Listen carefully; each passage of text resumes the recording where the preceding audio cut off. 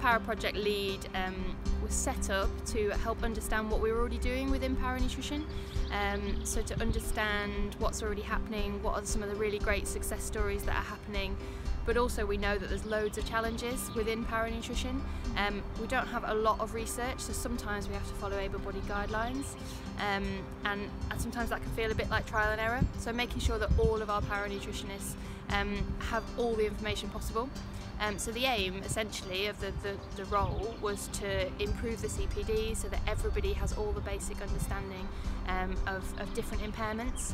So within the survey that I did across all of the paranutritionists, I started to understand where people felt confident with certain impairments and those that they were maybe struggling with, and that's where we've put CPD and trying to develop resources so that we can improve that and make our practitioners feel more confident at individualising nutrition for our para athletes. What's been great about this project is first we did a bit of a needs analysis with the practitioners so we could look at hot topics for them, areas where they felt they needed support but also areas where they've been successful with their own delivery.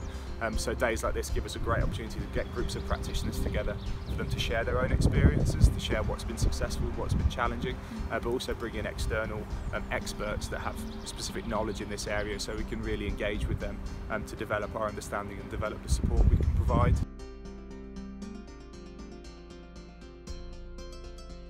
So far we have delivered a webinar around upper motor neuron impairments.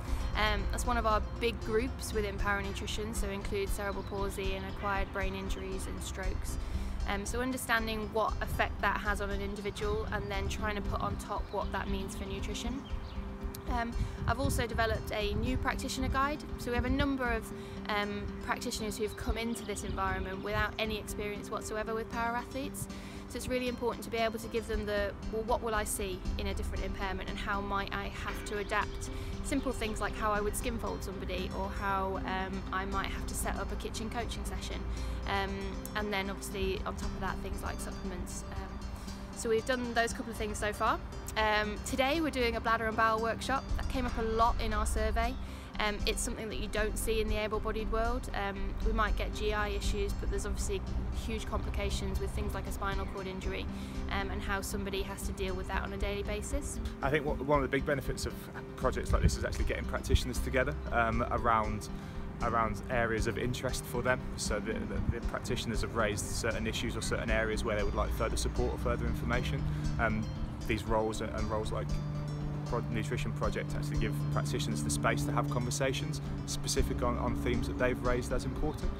They're then able to take this information back into their sports again and have conversations with athletes and coaches to move their disciplines forward. I think there's quite a few practitioners within the EIS that work across Olympic and Paralympic sport.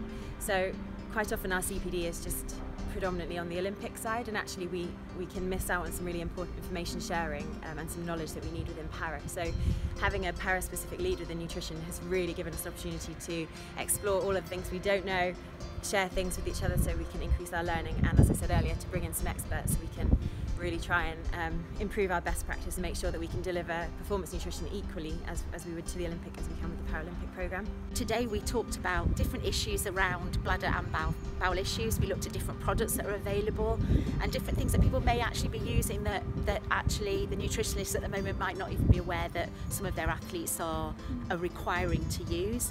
And how they can benefit from being kept up to date, because in bladder and bowel care there's new things being developed all the time, and it's really important that we keep the athletes up to date, but also all the healthcare professionals are able to contribute, and the fact that the EIS are wanting to take it forward in this form of this project to increase everybody's knowledge is really beneficial to everyone.